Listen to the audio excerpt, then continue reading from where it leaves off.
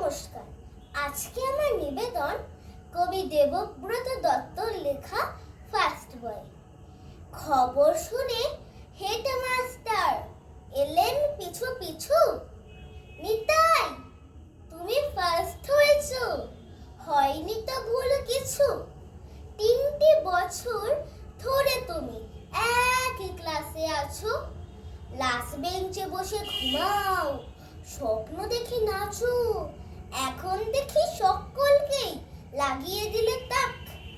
একেই বলে অধ্যাবসায়, একেই বলে লাখ।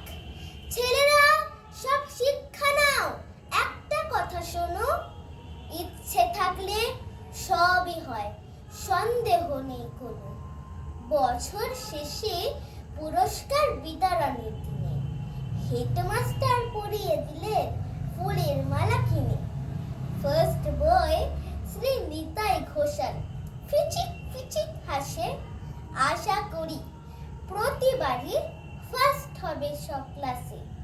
বলল নিতাই, কথা দিলাম, আবার যদি স্যার কাকার প্রেসে প্রশ্ন ছাপান, ভুল হবে না আর।